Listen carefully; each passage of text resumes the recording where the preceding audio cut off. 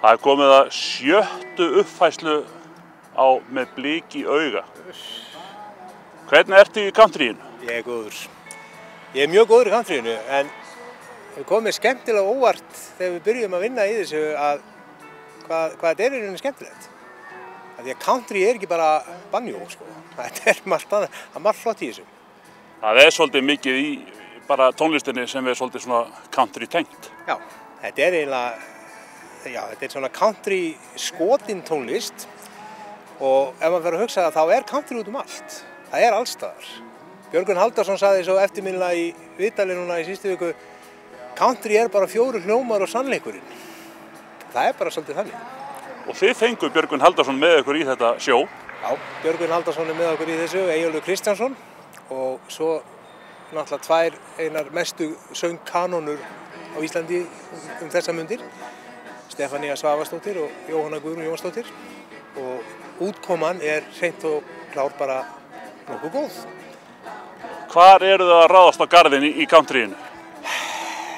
Sko, þetta spannar eiginlega alla flóruna.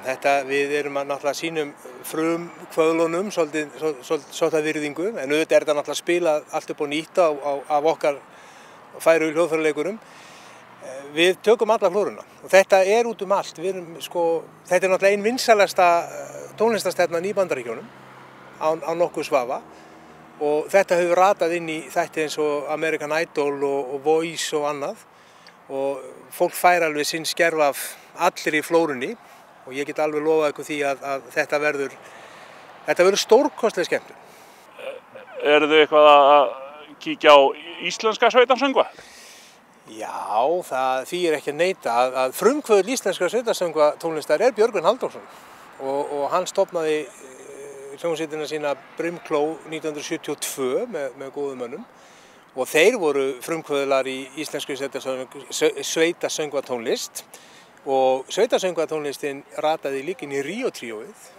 Villi Vil var líka country skotin söngvari. Þannig að þetta ratar allt þarna inn, og gaman að segja frá því að þetta tengið Suðurnesjum sjálfsögðu svo venjulega. Þannig að þú ert að fara að lofa stórgjöru skemmtun? Já, þú sagðir áðan réttilega, þetta 7. skipti sem við gerum þetta. Margt hefur nú runnið vatnið til sjáar síðan við byrjum á þessu hér, ég og Arnór Vilbergsson og Guðbrandur Einarsson 2010.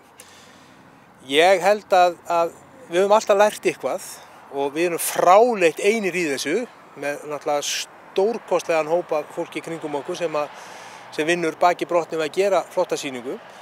Og já, ég held að þetta sé að minnstakosti fyrirhafnarinn virði að læða sér hann inn og kíkja á eina sýningu, annarkvort á miðvikudaginn eða þá að ljúka ljósanóttin á sunnudaginn, 2 sýningar á sunnudag. Þið erum svolítið svona eins og stjörnustríð, þið flakki bara tímann í þessar uppfærslum ykkar. Já.